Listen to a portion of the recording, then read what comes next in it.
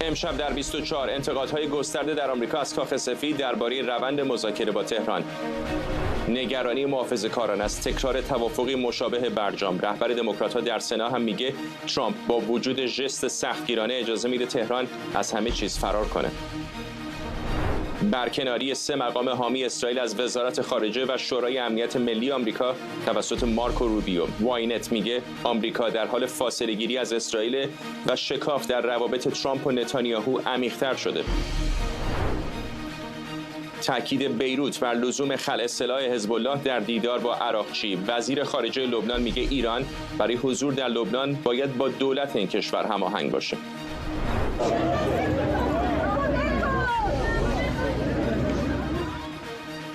و تجمع اعتراضی در واکنش به رسوایی جنسی اعضای تیم ملی دوم میدانی در کره جنوبی. معترضان خواهان برکناری رئیس فدراسیون و استعفای وزیر شدند. از استودیوی ایران اینترنشنال این 24 است با فرداد فرهزاد. بینندگان ایران اینترنشنال در ایران و سراسر جهان سلام و وقت بخیر. در آمریکا انتقادها هم از سوی محافظه‌کاران و هم از طرف دموکرات‌ها به تحولات مربوط به روند مذاکرات تهران و واشنگتن ادامه داره. آکسیوس دیروز گزارش کرده بود دولت ترامپ به ایران پیشنهاداتی برای توافق هسته‌ای ارائه کرده که اجازه میده غنیسازی اورانیوم در سطح پایین رو برای مدتی نامشخص ادامه بده. محافظه‌کاران این پیشنهاد دولت ترامپ رو شبیه توافق هسته‌ای برجام در دوران اوباما خوندن و اون رو تسلیم در برابر ایران و تکرار اشتباهات گذشته دونستن. در این میان مارک دوبوویتس مدیر بنیاد دفاع از دموکراسی‌ها و چهره‌های رسانه‌ای محافظه‌کار مثل مارک لوین و نوآ راتمن هشدار دادن که این توافق میتونه مسیر ایران به سوی سلاح هسته‌ای رو هموار کنه. همزمان در حزب دموکرات هم چاک شومر رهبر اقلیت دموکرات سنا از مذاکرات دولت ترامپ با ایران انتقاد کرده و گفته ویتکاف و روبیو در حال مذاکره بر سر توافق پنهانی اند که به ایران اجازه میده از محدودیت‌ها فرار کنه. آقای شومر خطاب به مقامات دولت ترامپ گفته که ژست سختگیرانه میگیرن اما اجازه میدن جمهوری اسلامی از همه چیز فرار کنه. وقتی پای مذاکره با حکومت تروریستی ایران در میونه، ترامپ هیچ موضع ثابتی نداره. یه روز لحنش تنده و یه روز عقب نشینی میکنه. متوجه شدیم که ویتکاف و روبیو در حال مذاکره بر سر یک توافق پنهانی با ایران هستن. این دیگه چه بازیه؟ تو انظار عمومی ژست سختگیرانه میگیرن و پشت پرده توافق میبندن که اجازه میدن ایران از همه چیز فرار کنه. این غیر قابل قبوله. هر توافق پنهانی باید کنگره بیاد و اصلا مهمتر مردم آمریکا از اون با خبر بشن. اگه ترامپ واقعا داره کوتاه میاد، افکار عمومی باید بدونن هیچ توافق پنهانی نباید در کار باشه، به ویژه وقتی موضوع مذاکره با ایران مطرحه. همزمان رویترز میگه بازرسان آژانس بین‌المللی انرژی اتمی نظارت کامل بر بخش‌های حساس برنامه هسته ایران رو از دست دادن و از منشأ سانتریفیوژهای پیشرفته نصب شده در تأسیسات زیرزمینی فوردو هم بی‌اطلاعن. به گزارش رویترز پارسال کامیون‌های حامل سانتریفیوژهای پیشرفته وارد فوردو شدند، اما آژانس از محل تولید و نگهداری این تجهیزات بی‌خبر مونده. آژانس همینطور توانایی بازرسی‌های سرزده از سایت‌های اعلام نشده را از دست داده و از تعداد دقیق سانتریفیوژهای ایران هم اطلاعی نداره. همکارم مریم رحمتی از نیویورک و مرضیه حسینی از کنگره با ما هستند. مریم، با تو شروع میکنم و واکنش‌ها به مذاکرات ایران آمریکا. در آمریکا توجه کارشناسان و رسانه‌ها این روزها بیشتر از هر چیزی معطوف شده به تناقض‌های آشکار و موضع‌گیری‌های مقامات ایالات متحده در مورد برنامه هسته‌ای جمهوری اسلامی ایران. تناقض‌هایی که به ویژه در اظهارات رئیس جمهور ترامپ و جزئیات پیشنهادی که از سوی نماینده ویژه آمریکا به تهران ارائه شده به وضوح دیده میشه. از یک طرف ترامپ تاکید داره که جمهوری اسلامی ایران هیچ حقی برای غنیسازی اورانیوم رو نداره. از سوی دیگه گزارش‌ها مثل گزارش آکسیوس اینو به ما میگن که پیشنهادی که از طرف ایالات متحده آمریکا از طریق عمانی‌ها به تهران داده شده به ایران این اجازه رو میده که غنیسازی اورانیوم رو تا سطح 3% ادامه بده. همزمان با این تناقض‌ها کاخ سفید دقایقی قبل هشدار داده که در صورت رد این پیشنهاد از سوی تهران، جمهوری اسلامی با پیامدهای های جدی مواجه خواهد شد. کارولین لویت سخنگوی کاخ سفید گفته ایالات متحده پیشنهاد بسیار دقیق و قابل قبولی به ایران داده و تاکید کرده که در صورت عدم پذیرش این پیشنهاد، همونطور که رئیس جمهور ترامپ بارها گفته، پیامدهای بسیار جدی در انتظار جمهوری اسلامی ایران خواهد بود.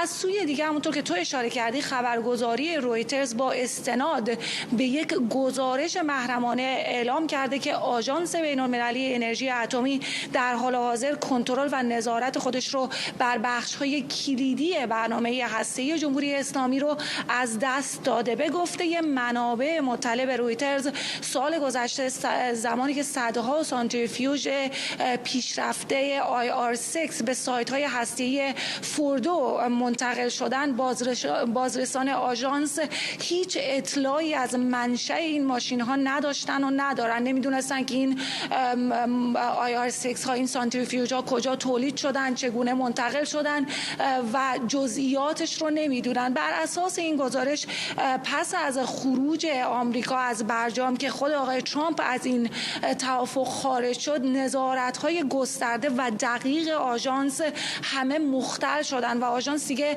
نمیدونه دقیقاً جمهوری اسلامی ایران چه تعداد سانتریفیوژ در اختیار خودش داره و در چه سایت‌هایی و نظارت کاملش رو از دست داده. به هر حال این موضوع ها بسیار برای آژانس مهم هستند و اینجا در شورای امنیت هم برای اعضای شورا بسیار مهم هست، مخصوصا اعضای دائم که هر 3 ماه در مورد برنامه هسته‌ای جمهوری اسلامی و گزارش های آژانس و نظارت آژانس دارن گزارش تولید میکنن.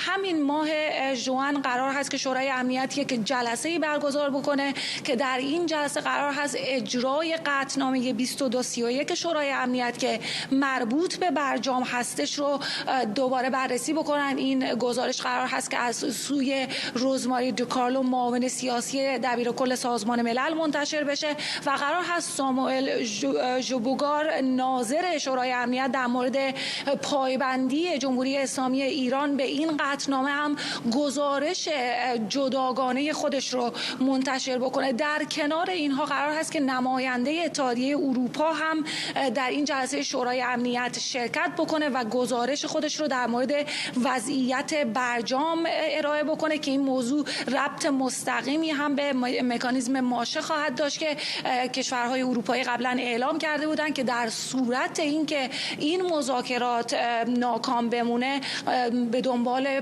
فعال کردن تمام تحریم‌های سازمان ملل اینجا در شورای امنیت علیه جمهوری اسلامی در واقع خواهند بود. به هر حال این جلسه شورای امنیت هم قرار هست برگزار بشه. یک جلسه غیر علنی هم بعد از جلسه برگزار خواهد شد و این تحولات سیاسی و این مذاکرات رو قرار هست بررسی بکنن و مطمئناً این جلسه هم میتونه بر روند مذاکرات میان جمهوری اسلامی ایران و آمریکا تاثیرگذار باشه. مرضیه، علی‌رغم اینکه اطلاعاتی که از مذاکرات میاد قطر چکانی و در مواردی ضد و نقیض هست، ولی میبینیم که واکنش‌ها گسترده است، هم در بین بعضی از محافظه‌کاران حزب جمهوری‌خواه و هم طبیعتاً در بین دموکرات‌ها، از جمله رهبر دموکرات‌ها چاک شومر در کنگره. فرداد مسئله همینجاست که این انتقادات فقط به همین آقای چاک شومر انتقاد نمیشه. حالا ما ویدیویی که آقای چاک شومر با یک لحن بسیار توهین‌آمیز ترامپ رو خطاب میداد مشاهده کردیم و منتشر کردیم. اما مسئله اینجاست که جمهوری‌خواها هم همین نظر رو دارن. تقریبا همه اینجا در کنگره اتفاق نظر دارن که ترامپ در بازه زمانی فعلی در واقع داره هم اسرائیلی‌ها رو و هم کنگره آمریکا رو دور میزنه برای مذاکراتی که داره با ایران تلاشش رو میکنه. استدلال افراد قانونگذار آمریکا این هست که ترامپ میاد در شبکه اجتماعی خودش توییت میزنه یا پست منتشر میکنه، سر اسرائیلی ها رو گرم میکنه، در خفا میره با آقایان مارکو روبیو و با آقای ویتکاف همون مذاکراتی که مد نظر خودش داره رو با ایرانی ها میبنده. استدلال و خواسته اساسی اون هست که هر بند و هر جزئیاتی در این معاهده باید از کنگره آمریکا، از مجرای کنگره آمریکا بگذره. خود آقای تام کاتن هم همین رو مطرح کرد که جمهوری خواه است. اساسا تاکید کرد که قبلا هم ما به ایرانی ها گفتیم اگر شما قرار باشه بین رئیس جمهور و رئیس جمهور معاهده بین خودتون امضا بکنید، مثل برجام همینطوری ضعیف میشه. میشه. رئیس جمهور بعدی میاد میزنه زیر میز مذاکره و خود ایرانی‌ها ضرر میکنن. به خاطر همین تاکید میکنه که اگر قرار هست معاهده صورت بگیره، آقای ترامپ باید اون رو در مجلس سنای آمریکا مطرح بکنه. در مجلس سنا باید 2/3 افراد، یعنی حدود 67 نفر حداقل به این معاهده رأی بدن. اما یک دلیلی هم وجود داره که آقای ترامپ داره در واقع تلاش میکنه به گفته همین دموکرات‌ها یا حتی جمهوری‌خواها کنگره رو دور بزنه. به خاطر اینکه اگر چنین طرحی هم قرار باشه بیاد اینجا، مشخصاً چنین طرحی نهایی نخواهد شد، با اشاره به اینکه خواسته جمهوری‌خواهان واضح هست، غنی‌سازی صفر، برچیده شدن کامل تسلیحات هسته‌ای. این چیزی هست که طبعاً خوشایند ایران نخواهد بود. جمهوری اسلامی از یک طرف دیگه فرداد قانونگذارای کنگره خصوصاً در مجلس سنا همین روزها روی طرحی دارن کار میکنن که خود اون هم یک سنگ دیگه برای برنامه‌های آقای ترامپ، اگر چنانچه مطبوعات میگن واقعاً به دنبال دستیابی به توافق با جمهوری اسلامی باشه هست. اون هم مشخصاً برمیگرده به همون توافقی که در حال کار روش هستن که عملاً تحریم‌هایی که توسط آمریکا بر جمهوری اسلامی اعمال شده رو دائمی بکنن. یعنی بر اساس اون معاهده‌ای که در این قانون وجود داره، معاهده موسوم به 1996 که بر اساس اون تحریم‌های آمریکا بر ایران هر 10 سال منقضی میشه و بعد قانونگذاران اون رو هر 10 سال یک بار تمدید بکنن. حالا اگر چنین چیزی رو بتونن به رأی بگذارن و تصویبش بکنن، یعنی اینکه هر چقدر هم که آقای ترامپ تلاش بکنه، باز هم تحریم هایی که از طرف آمریکا بر جمهوری اسلامی اعمال شده قابل رفع نیست و خود این مسئله یک سنگ‌اندازی بزرگ محسوب میشه بر روند مذاکرات و طبعا بر منافع و خواسته های جمهوری اسلامی. اما به طور کلی اعضای قانونگذار آمریکا بر این باورن که اینکه همون که آقای ترامپ سفر کرد به خاورمیانه، همون خوشه زیتون رو که به ایرانی ها داد و همون صحبت ها، به نظر میرسه در طول همین 2 هفته گذشته یک تحولات بسیار شگرف هست. حالا فقط گزارش آکسیوس نیست. آخرین تحریمی که توسط آمریکایی‌ها بر ایران حداقل صحبتش شده، حدود 2 هفته، بیشتر از 2 هفته داره ازش میگذره. در طول 2 هفته گذشته ما بحث فشار حداکثری رو نشنیدیم از کاخ سفید. حتی میگن اون 2 تحریم آخری هم که توسط آقای ترامپ اعمال شده بود هم عملاً توسط فرمان کاخ سفید در واقع تعلیق شده. یعنی اینکه خود این مسئله هم یک چیزی هست، نگرانی هست که مشخصاً برای قانونگذاران آمریکایی هست در بازه زمانی فعلی که آقای ترامپ در واقع اونها رو به نوعی برای بستن هر گونه معاهده با ایران در واقع جا نگذاره. ممنونم از هر دو شما. مریم رحمتی در مقر سازمان ملل از نیویورک و مرضیه حسینی از کنگره آمریکا در واشنگتن دی سی. همونطور که اشاره کردم دقایق پیش سخنگوی کاخ سفید درباره مذاکره با جمهوری اسلامی گفت که ویتکاف پیشنهادی بسیار دقیق و قابل قبول به حکومت ایران ارائه کرده که ترامپ امیدوار تهران اون رو بپذیره و اگر نپذیره با پیامدهای جدی روبرو میشه.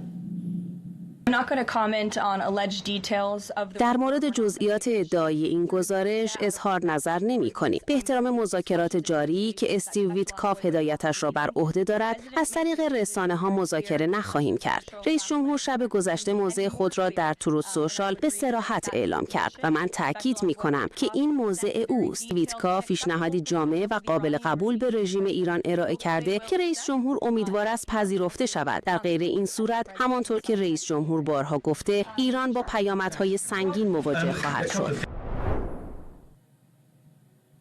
نورمن رول، مشاور ارشد سیاستگذاری سازمان اتحاد علیه ایران هسته‌ای از واشنگتن با ماست. آقای رول، در این چند جلسه‌ای که از مذاکرات هسته ایران میگذره، گزارش‌ها بسیار ضد و نقیضه. از توافق آمریکا برای غنی‌سازی محدود گرفته تا لغو کامل برنامه هسته ایران. فکر می‌کنید آیا این از سردرگمی دولت ترامپ هست یا از طراحی؟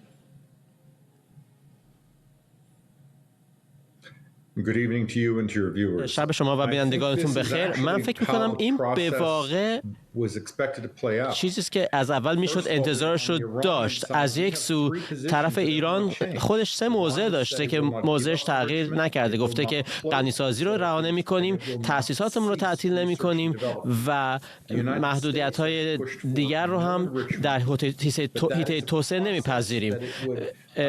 طرف آمریکایی اول گفتش که غنی‌سازی نباشه، ولی بعد صحبت از محدودیت شده. یعنی در یک مقطع زمان کوتاه یک وضعیت انتقالی شاید باید باشه. اگر به گزارش‌های چند روز اخیر نگاه کنید می‌بینید که اگر این گزارش‌ها صحت داشته باشند یک راه حل بینابینی موقتی چی میتونه باشه که این البته چیزی است که آمریکا در نهایت امیدواره که به غنیسازی صفر برسه بعد این مقطع انتقالی، ولی خب ایران این رو نمیپذیره. بنابراین این اجزای یا اخبار نشر کرده از گزارش‌های از مذاکراتی که در جریان هستند چنین حالتی رو اطلاق میکنن، چنین حالتی رو نشانه رفتن. ولی آیا نباید خود حرفای رئیس جمهوری آمریکا رو بیش از هر کسی دیگری معیار قرار داد؟ آقای ترامپ همین 20 ساعت پیش در شبکه اجتماعی خودش گفته که در صورت یک توافق احتمالی با ایران هیچ نوع غنیسازی اورانیومی ایران اجازه نخواهد داشت که انجام بده. آیا این رو نباید معیار قرار داد؟ قطعاً. ولی خب اگر این بیانیه‌اش یک چیزی بگه ولی بعد مثلا در توافق بگن که بعد از 1 سال ایران باید تمام تأسیسات غنیسازیش رو برچینه و خب مکانیزمی باشه که برای نیروگاهاش بتونه از بیرون سوخت رو فراهم کنه یا از داخل برای مدت محدودی سوخت رو تولید کنه، یعنی در نهایت غنیسازی نباشه. دولت ترامپ میخواد که در نهایت امر برسیم به غنیسازی صفر. بنابراین شاید صحبتی که پرزیدنت ترامپ الان میکنه یا موضعی که پرزیدنت ترامپ و آقای ویتکاف ارائه کردن هدفش اینه که در نهایت به غنیسازی صفر برسن.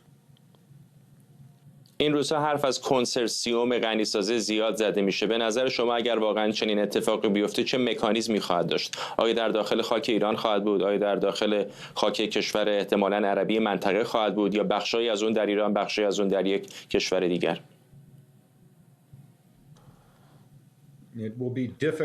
خب تصورش دشواره که بخشی از این کنسرسیوم یا تأسیسات در داخل ایران نباشه چون دولت ایران رضایت نخواهد داد، ولی همزمان سعودی ها یا اماراتی ها خب اونها این رو نخواهند پذیرفت برای اینکه براشون مطلوب نیست. و بعد اسرائیل رو هم داریم که گفته که هر گونه قابلیت غنیسازی در ایران میتونه در نهایت به یک برنامه تسلیحاتی هسته‌ای تبدیل بشه. بنابراین مسئله نهایی اینه که در ایران چی باقی میمونه و هر چی که باقی میمونه رو دانشمندانی که روی این تحقیق روی مذاکره فعال هستند در تیم آمریکا هم هستند بعد طوری طراحیش کنن این دانشمندا که تبدیل نشه به قابلیتی برای ایران که بتونه در آینده اینو به برنامه تسلیحاتی ارتقا بده. اما از طرف دیگر اگه شرکای دیگری در خلیج فارس هم بخوان که در این برنامه شرکت کنن یک مقدار پیچیده میشه. بنابراین من میفهمم که داره به چه جهتی حرکت میکنه، به چه سمتی داره میره، ولی خب رسیدن به این و راضی کردن همه خیلی دشوار خواهد بود.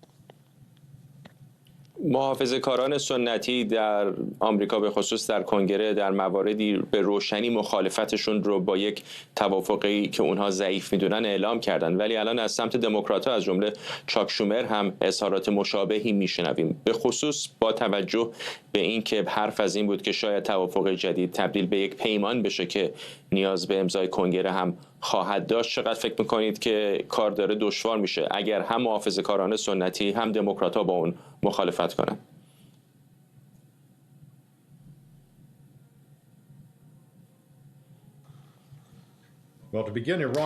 خب اولا این رو بگیم که خب ایران هم میخواد که این باید در نهایت به تایید کنگره برسه، معاهده بشه، برای اینکه هیچ رئیس جمهوری در آینده نتونه این رو ازش خارج بشه. نکته دوم، اگر ایران هر گونه قابلیت غنیسازی رو حفظ کنه در هر سطحی این میتونه تبدیل بشه به یک برنامه تسلیحاتی. بنابراین قطعا هر دو حزب در کنگره با این مخالفت خواهند کرد و در نهایت برای اینکه این قطعی بشه و تصویب بشه دولت کار بسیار دشواری خواهد داشت که بتونه این اعضای کنگره رو قانع کنه بیاد بگه که بله دانشمندان طور این رو طراحی کردن که ایران نتونه به برنامه هسته‌ای تسلیحاتی برسه. بنابراین وظیفه بسیار سختی خواهد بود. سپاسگزارم. نورمن رول، مشاور ارشد سیاستگذاری سازمان اتحاد علیه ایران هسته‌ای از واشنگتن با ما. واینت نوشته اختلافات میان دولت دونالد ترامپ و بنیامین نتانیاهو بر سر حمله احتمالی به ایران و ادامه جنگ غزه باعث نگرانی بخشی از محافظه‌کاران این کشور و همینطور دولت اسرائیل شده. به گزارش واینت، مارکو روبیو وزیر خارجه ترامپ 3 مقام ارشد حامی اسرائیل از جمله مسئول پرونده ایران و اسرائیل رو از شورای امنیت ملی و وزارت خارجه برکنار کرده. واینت نوشته منابع اسرائیلی معتقدند این برکناری‌ها بخشی از فاصله‌گیری آمریکا از اسرائیل. در همین حال این نشریه نوشته نتانیاهو از عملکرد وزیر استراتژیکش روندرمن به دلیل پیشبینی نادرست جهتگیری آمریکا انتقاد کرده. خبرنگارمون آرش علایی از کاخ سفید به ما پیوسته. آرش، گزارش‌های اولیه هم وجود داشت در مورد روابط کمی پیچیده آقای ترامپ و آقای نتانیاهو. آیا این نشانه‌های جدید حرف از این میزنه که ماحصل اونها به پایان رسیده؟ ببین، اگه یادت باشه اون موقعی که خانم مورگان اورتگاس رو آقای ترامپ منسوب کرد، یه توییتی زد، یه پستی گذاشت در تروت سوشال در واقع. در عین حالی که ایشون رو به اون سمتش منسوب کرد، تو همون پست از ایشون انتقاد کرد. یعنی گفت ایشون خیلی طرفدار اسرائیل، تو دولت اول منم کار کرده ولی من خیلی ازش راضی نبودم. و برای خیلی سوال بود که خب شما اگر ازش ناراضی چرا استخدامش میکنی و اصلا چرا از مورگان اورتگاس ناراضی؟ چون در دوره اول ترامپ هم تا اونجا که ما یادمونه خانم اورتگاس زاویه‌ای نداشت با رئیس جمهوری آمریکا.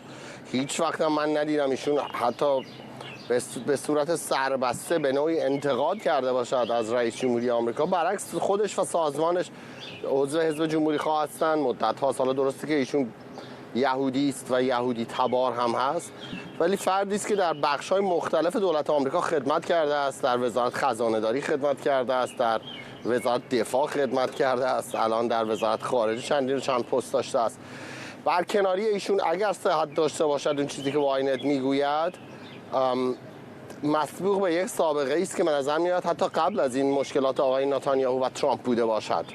ضمن اینکه در طول چند هفته اخیر ما دیدیم در حزب جمهوری خواه دعواها بین دو بخش حزب که یکیش بهشون میگویند بدنه اصلی، اون در واقع اون ستون فقرات نیوکان ها و کسایی که جزء جریان اصلی حزب جمهوری خواه حساب میشدن. خود آقای مارکو روبیو هم یکیشون بود.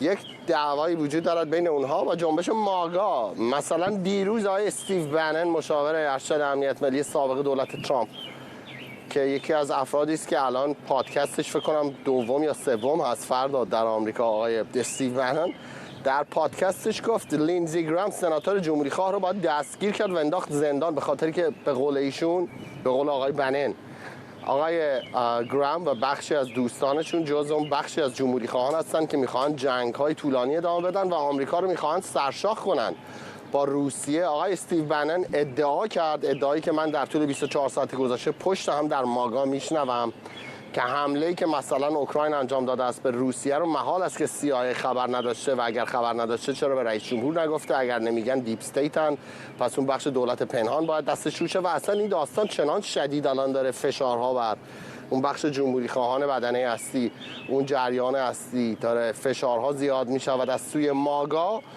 که این ممکنه گریبان هر کس دیگری رو هم که مثلا مخالف جمهوری اسلامی هست رو هم بگیرد. با این همه در طول 24 ساعت گذشته من پشت توییت خوندم از افرادی که شخصیت‌های راستگرای جمهوری خواه حساب میشن، از آقای مارک دوبویتس رئیس بنیاد دفاع از دموکراسی ها گرفته تا آقای مارک لوین دوست صمیمی آقای ترامپ، مجری بسیار با سابقه شبکه فاکس نیوز و کسی که در بین جمهوری خواهان مدت هاست یک صدای راستگرای خیلی محکم و پرطرفدار حساب میشه و تمام اینها اظهار نارضایتی کردن، گفتن این توافق اگر درست باشد، اگر اجازه غنیسازی 3% به ایران داده شده باشد، اگر اجازه داده شده باشد جمهوری اسلامی در خاک خودش در هر شرایطی غنیسازی بکند، بسیار تأسف آور هست و این قراردادی نیست که دولت آمریکا باید زیرش امضا کند. و الان انقدر این اعتراضات بالا گرفت که پس از اون دیدیم آقای ترامپ در تروت سوشال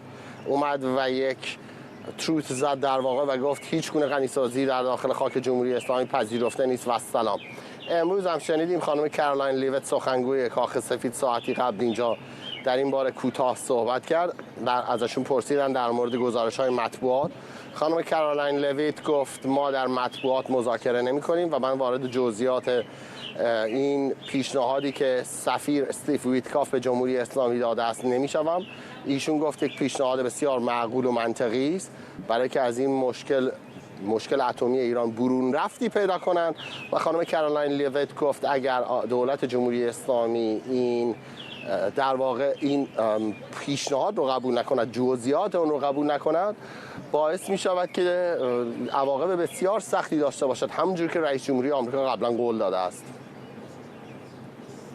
ممنونم از تو. آرش علی، خبرنگارمون در کاخ سفید. بهنام طالبلو، مدیر ارشد برنامه ایران در بنیاد دفاع از دموکراسی از واشنگتن با ماست. آقای طالبلو، نمیتونم بگم که الان که چندین هفته از مذاکرات گذشته من هیچ چیز بیشتری میدونم در مقایسه با روز اول. اینقدر اطلاعات ضد و نقیض داره میاد و بعد گزارش‌های درز شده به رسانه‌ها که بعد می‌بینیم بعضی‌هاشو رئیس جمهوری آمریکا یا طرف ایرانی نقض می‌کنه که واقعا آدم نمی‌دونه دو طرف الان کجا ایستادن. شما یک تصویری به من بدید که الان به نظرتون دو طرف کجا ایستادن، مذاکرات به کدام سمت داره پیش میره؟ ممنونم از دعوتت فرز خان، ولی بسیار عذر میخوام، والا منم اینجا در واشنگتن موندم. ببینین از زمانی که ما یه مصاحبه با شما داشتیم، یه مصاحبه اختصاصی تو واشنگتن، فکر کنم 2 ماه اندی پیش بود، ببینین کلی تحولات اتفاق افتاد و کلی افشاگری در رسانه ها ما دیدیم. اصلا این روند مذاکرات یا مستقیم یا غیر مستقیم ایران و آمریکا رو ما دیده بودیم. افزایش فشارهای اقتصادی مانند تحریم‌های نفتی تا حتی پالایشگاه چینی رو ما دیده بودیم. ببینید اگه می‌خوایم سیاست کلی خارجی دونالد ترامپ رو در رابطه با جمهوری اسلامی ایران ما الان یک تمی، یه تزی واسش درست کنیم، اینی که بگیم عمق و دنبال نمیکنه، پهنا رو دنبال میکنه. یعنی دقیقاً اون عبارت معروفی که چند بار با هم دیگه صحبت کردیم راجبش که تمام گزینه ها روی میزه، واقعاً سرمایه سیاسی ایشون پشت این گزینه ها انباشته شده، مانند در رابطه با دیپلماسی، در رابطه با فشار حداکثری یعنی فشارهای اقتصادی و در رابطه با بازدارندگی نظامی. ولی هر روز یا مثلا 2-3 بار در روز اولویت یکی از این محورها عوض میشه و بر اساس روایت ها، بر اساس افشاگری ها، بر اساس یه سری بازی های پشت صحنه توی ایران، توی اروپا، توی اسرائیل، توی آمریکا، مانند رسانه های یا این جناحی یا اون جناحی، این موضوع و این چهره و این تصویری که ما از سیاست خارجی آمریکا و ایران داریم و این 5 دوره مذاکراتی که داریم هر روز داره عوض میشه. ولی حرفای خود آقای ترامپ کم و بیش به نظر میرسه که وقتی کنار هم میذارید منسجم بوده. او از اول گفته که ایران نباید غنی سازی بکنه. همین 24 ساعت پیش، کمتر از 24 ساعت پیش هم دوباره در شبکه اجتماعی خودش تروت گفته که ایران تحت شرایط غنی سازی نخواهد کرد. آیا این همون چیزی نیستش که محافظه‌کاران و اونهایی که در مورد برنامه هسته ایران بیش از دیگران نگران هستند به دنبالشن؟ دقیقاً. ولی ببین ثبات سیاسی داره حرفای ایشون. مثلا ما نگاه کنیم به زمان کمپین قبل از اینی که در ترم اول به کاخ سفید رسیده بود، اون موقع میگفت من قراردادهای بدی میگیرم تبدیل میکنم به قراردادهای خوب. این تفکر رو هم در ترم اول هم در ترم دوم در رابطه با جمهوری اسلامی پیاده کرده بود. همونطور که یادته حدوداً 1.5 سال طول کشیده بود که از برجام خارج بشه و 180 روز طول کشیده بود بعد از اون خارج شدن از برجام که این فشارهای به اصطلاح حداکثری رو پیاده کنه. و در ترم دوم ایشون هم دوباره صادقانه و صراحتاً گفته بود که دنبال یک قرارداد خوبیه، ولی همزمان هم فضای سیاسی رو ایجاد کرده بود واسه بازگشت همین فشار حداکثری. و درسته که اون جناحهای کلاسیک جمهوری‌ها، دست راستی‌های آمریکا جای شک و تردید داشتن در رابطه با خب زیر این پیشنهاد سیاسی که شما داری که در نهایت جمهوری اسلامی دست به سلاح هسته‌ای نتونه پیدا کنه، چه زیر ساختارهای فنی رو آرای کرده بودی. در اول این ادمنستریشن ترم دوم مثلا تا 2-3 ماه اول ما دیدیم که یه سری حرفای بسیار ضد نقیضی گفته میشد، ولی حدوداً یه 6-7 است یا 7-8 است که حدوداً هم نماینده ویژه ایشون آقای ویتکاف 2-3 بار علنی بین راوند 4 و 3 مذاکرات تاکید کرده بود که غنیسازی در خاک ایران نباید باشه و هم دیروز دونالد ترامپ خاتمه داده بود به یه بحث بسیار مفصل بر اساس یه افشاگری در رسانه اکسیوس که شاید آمریکا راضی باشه جمهوری اسلامی تو خاک خودش واسه یه زمان محدود واسه در یک مکان محدود غنیسازی در حد 3% رو بکنه. خب بنابراین ما داریم می‌بینیم این جنبه تکنیکی یا فنی داره میرسه به اون شفافیتی که اون جنبه سیاسی داشته، یعنی جمهوری اسلامی دسترسی به سلاح هسته‌ای نداشته باشه و همزمان هم غنیسازی در خاک جمهوری اسلامی ایران هم اتفاق نیفته. ولی والا اگر یه خبر دیگه مثلا بعد از این مصاحبه ما ببینیم که یک جنابه یک قرارداد بسیار نزدیکه، خب اون بیانگر یه چیزی دیگه است، یعنی اینه که یا جمهوری اسلامی یا آمریکا یه چیزی دیگه ای در مذاکرات پنهانی با هم دیگه میگن بر خلاف آنچه که به مخاطبانی داخلی خودشون میگن. این اختلافات ترامپ و نتانیاهو به خصوص اونهایی که به رسانه‌ها درز میکنه رو چطور میبینید؟ آیا به نظرتون واقعا ریشه‌ایه یا آقای ترامپ شاید داره از نتانیاهو به عنوان یک ابزار چانه‌زنی با طرف ایرانی استفاده میکنه، به عنوان چماق؟ امیدوارم نه تنها خود آقای ترامپ ولی تمام ابزار و دستگاه سیاست خارجی آمریکایی بتونه سودی ببرن از اینی که اسرائیل واسه سالهای سال گفته ما نمیذاریم جمهوری اسلامی هسته‌ای بشه و در مذاکرات پنهانی با جمهوری اسلامی آمریکا بتونه به این اشاره کنه که ببین تنها چیزی که بین من و شما تنها چیزی که بین من و حمله نظامی تنها چیزی که بین شما و حمله نظامی علنی اسرائیل علیه تأسیسات هسته‌ای شما مونده منم، پس بنابراین در رابطه با من کم بیار کوتاه بیار خل سلاح شو وگرنه حمله میشه. امیدوارم دیپلمات‌های آمریکا، کارگزاران آمریکا، سیاستگزاران آمریکا بتونن به درستی بهره برداری کنن و بازدارندگی خودشون کمک کنن. ولی اگه این دعواهایی که در رسانه‌ها هست فراتر بره، فکر کنم فضای زیادی متاسفانه میخره که جمهوری اسلامی تنش رو تشدید کنه و سعی کنه یک شکافی ایجاد کنه و سر میز مذاکره بمونه و نگرانی‌ها رو بالا ببره همزمان با افزایش برنامه هسته‌ای خودش که این مذاکرات رو تبدیل کنه به یک سپر انسانی و آمریکا رو در این راستا استفاده کنه علیه یک حمله اسرائیلی. ممنونم از شما. بهنام طالبلو، مدیر ارشد برنامه ایران در بنیاد دفاع از دموکراسی ها از واشنگتن. ممنونم. شبکه الحدث میگه وزیر خارجه لبنان در دیدار با وزیر خارجه جمهوری اسلامی در بیروت با انتقاد از ماجراجویی‌های نظامی جمهوری اسلامی در منطقه تاکید کرده این اقدامات لبنان رو در شرایط دشواری قرار داده. یوسف رجی همینطور گفته هماهنگی میان تهران و بیروت فقط باید از طریق دولت لبنان صورت بگیره. به گفته وزیر خارجه لبنان در صورتی که حزب الله کاملا خلع سلاح نشه، روند بازسازی لبنان هم متوقف میشه. سارا کرمانیان، کارشناس روابط بین‌الملل از برایتون، به ما پیوسته. خانم کرمانیان، آیا این دوران روابط نزدیک حزب الله و نفوذ فزاینده و گسترده جمهوری اسلامی در لبنان به نظرتون به پایان رسیده؟ سلام میکنم خدمت شما بینندگان برنامه‌تون.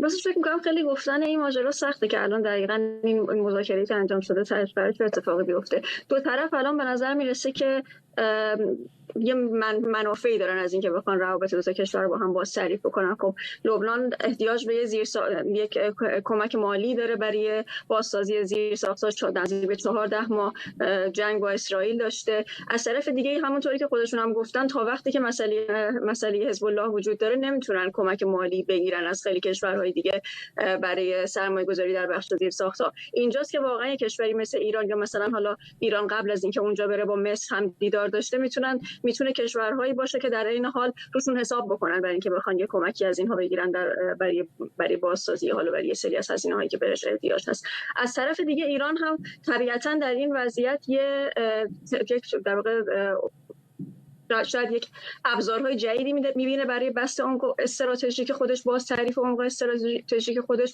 خب میدونیم که به ویژه از قدرتگیری احمد شرع در سوریه ایران دیگه در یک موقعیت بسیار منزوی به نظر میومد داره گذاشته میشه. بازوهای نیابتیش خیلی قدرتشون از دست داده بودن، به ویژه سفر اخیر ترامپ به و دیدارش با کشورهای عربی، سفرش با خاورمیانه، یک تصویری از خاورمیانه داشت سعی می‌کرد بسازه که انگار توی نظم جدیدی داره باز تعریف میشه که کاملا در مقابل ایران قرار داره، تمام ادبیاتی که داشت استفاده می‌کرد. خب اینجا ایران داره یک تکاپویی میکنه که بخواد اون تصویر رو تا حدی بشکنه، ولی در عین حال هم من فکر می‌کنم این دور از ذهن نیست که ایران شاید این امید رو هم داره که بتونه یک مبادله‌ای بکنه، یک حدی از در واقع کمک به لبنان رو بتونه مبادله بکنه با کمک رسانی به حزب الله تا یه حدی. و اگر که این اتفاق هم نیفته، یعنی سناریوی دوم این باشه که اگر که این اتفاق هم نیفته تونسته باشه روابطش رو با خود کشور، با خود دولت لبنان بهبود بده و از این طریق در واقع کاملا منزوی نشده باشه در منطقه. می‌دونیم که یکی از اهداف ایران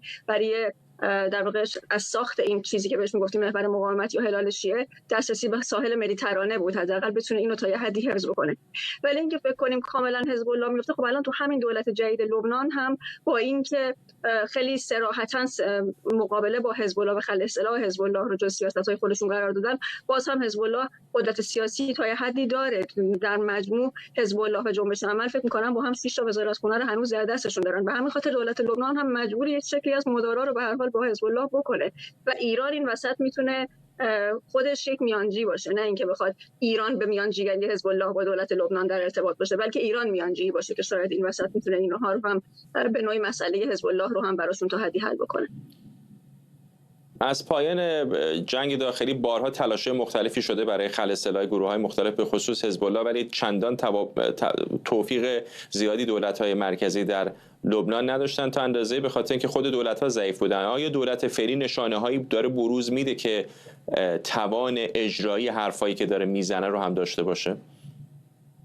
خب دولت فعلی موفق شد با حمایت‌های از آمریکا تا یه حد زیادی حزب خلع سلاح بکنه. کمک‌های اطلاعاتی که گفته میشد از اسرائیل گرفته، موفق شد تا یه حد خوبی در واقع حزب الله رو خلع سلاح بکنه. ولی میگم که این یک ذره خیلی سخت گفتنش، نمیشه به این راحتی فکر کرد که الان دولت میتونه این کارو بکنه، به خاطر اینکه خب حزب الله که صراحتاً گفته تا وقتی که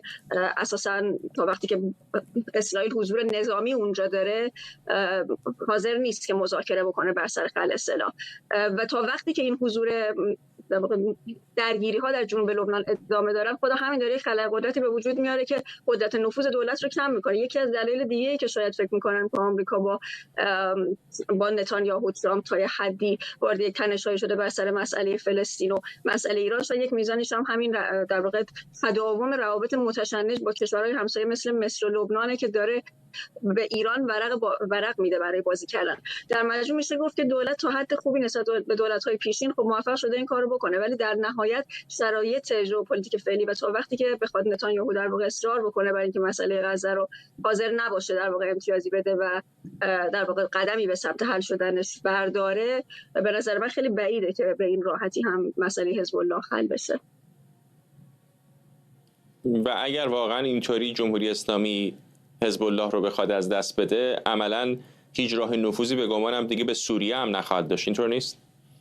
نه خب همین گفتم، به نظر مثلا یکی از انگیزه‌های اصلی جمهوری اسلامی همین هست. یعنی درسته که اونجا رفته عراقچی اصلا اسم حزب الله رو نیاورده، ولی قطعا یکی از چیزهایی که در پس ذهنشون هست این هست که بخوان از این طریق در واقع الان که راه نفوذ رو از دست دادن، هم به ساحل مدیترانه هم کمک رسانی به حزب الله رو از دست دادن، بتونن از این طریق اصلا یک مبادله‌ای بکنن، یک کمکی رو به دولت لبنان در شرایطی که نمیتونه از دولت‌های دیگه کمک بگیره چون مسئله حزب الله هنوز هست، بخوان اینو مبادله بکنن با اینکه بخوان اتفاقا حزب الله رو تقویت بکنن. یعنی اصلا دولت لبنان هم یه ذره در یک وضعیت بنبستی اینجا میشه گفت قرار داره. از یک طرف میخواد با ایران همکاری کنه در صورتی که حزب الله نباشه ولی از اون طرف این واقعیت هست که اگر اساسا با مسئله مثل حزب الله درگیر نباشه، خیلی مجبور هم نیست که الان بخواد رو کمک ایران حساب بکنه. خب طبیعتا میتونه بره به سمت کشورهای دیگه و خود همین اصلا همین بازی رو برای ایران همین ذره بازی پر ریسکی میکنه. به نظر من این مسئله هست که ایران قطعا داره روش حساب میکنه، ولی ایران احتمالاً روی این هم حساب میکنه که در صورتی که حزب الله بخواد خلع سلاح بشه ولی موفق باشه حداقل قدرت سیاسیش رو حفظ بکنه و از این طریق ایران حداقل موفق شده باشه هنوز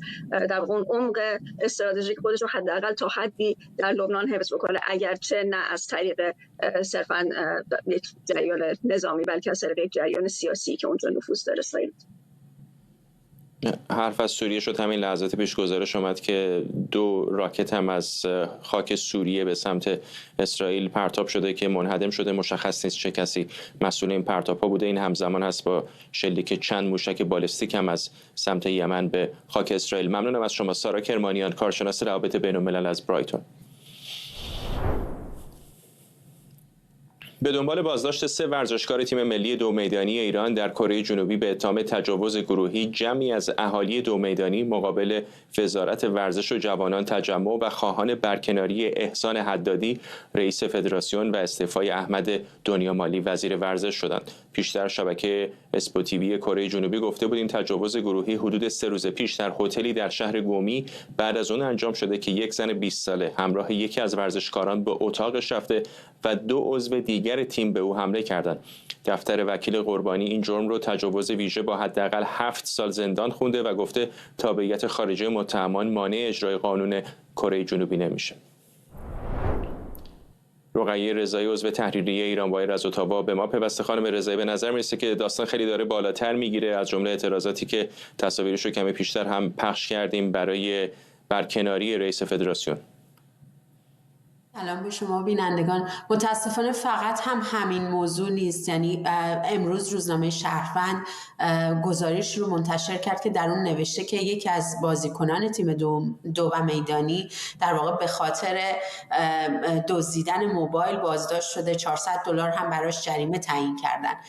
ببینید وقتی که برمیگردیم به نحوه انتخاب کسانی که در ایران قدرت رو به دست دارن، یعنی مسئولیت دارن و قدرت رو به دست دارن، در واقع پیش بینی همچین موضوعی خیلی دور از ذهن نیست. این آقای احسان حدادی که شما هم بهش اشاره کردید و معترضان هم خواستار برکناری شدن، از مقربین درگاه آقای خامنه‌ای، ایشون خودش در دهه 90 یه پرونده تجاوز داره به یک زن 30 ساله که بعداً با پادرمیونی در واقع قوه قضاییه از این پرونده او رو تبرئه کرده. ضمن اینکه وقتی در مورد من داشتم میخوندم در مورد اینکه چطور ایشون در واقع به این مسئولیت رسیده، به ریاست فدراسیون دو و میدانی رسیده، ظاهرا تیر 1403 بعد از دیداری که با آقای خامنه‌ای داشته و در واقع حمایت فردی به نام خسروی وفا که ایشون ظاهرا بادیگارد آقای خامنه‌ای بوده، الان رئیس کمیته المپیکه، تونسته به این منصب برسه. در نظام جمهوری اسلامی به نظر میرسه که تنها چیزی که برای حکومت حائز اهمیته وفاداری افرادیه که در واقع مسئولیت رو به عهده میگیرن، وفاداری افراد به حاکمیت، به در واقع رأس هرم قدرت هست، نه شایستگیشون، نه در واقع پایبندیشون به اصول اخلاقی و نه هیچ چیز دیگه ای. حتی آبروی ملت ایران برای حاکمان ایران در واقع حائز اهمیت نیست. من داشتم میخوندم که این آقای حدادی ظاهرا بعد از اینکه اومده سر کار خیلی از ورزشکارانی رو که از قبل در واقع در فدراسیون بودن کنار گذاشته، افرادی رو که به خودش نزدیک بودن وارد کرده. ضمن اینکه به این نکته میخواستم اشاره بکنم که گرفتن انگشت اتهام به سمت این آقای حدادی در واقع مانع از این نمیشه که ما مسئولیت فردی افراد رو نادیده بگیریم. متاسفانه در ایران فرهنگ تجاوز یک مسئله‌ایه که جامعه ایران به شدت باهاش درگیره. یعنی از لایه‌های زیرین جامعه ایران میتونیم این رو ببینیم تا در واقع در رأس قدرت که حالا ما به شکل مسئولانی که در فدراسیون ها هستن یا قبلا مواردی بوده که مثلا سفرا در کشورهای دیگه کارهای نظیر این انجام دادن، متهم شدن به تجاوز رو دیدیم. در واقع این نکته خیلی مهمیه که در نظر بگیریم. در حکومت ایران شأن زن در واقع به شدت زیر پا گذاشته میشه. حکومتی که به زن ستیزی در جهان شهره است، زنان رو به خاطر نداشتن حجاب کشته، چشم روی زنکشی، روی در واقع خشونت‌های مبتنی بر جنسیت داره میبنده، بهتر از این ازش نمیشه توقع داشت و به نظر میرسه که این وضعیت در واقع ناشی از همین سیاست‌هایی که در 46 سال گذشته ما هر روز شاهدش بودیم. در نهاد مردم در واقع نهادینه شده متاسفانه این اخلاق مردم به فنا رفته و شاده این هستیم که کسی که قرار نماینده ملت ایران باشه، نماینده مردم ایران باشه، در واقع همچین رفتاری را از خودش نشون میده. حالا اینکه چه سرنوشتی در انتظار این هاست، آیا حکومت کره خواهد توانست که در واقع اون رو مسئول بدونه و پاسخگو کنه، این رو باید منتظر موند و نتیجه رو دید. ممنونم خانم رضایی، وقت به پایان میرسه. رقیه رضایی عضو تحریریه ایران وایر و ممنونم از شما که بیننده 24 امشب بودید.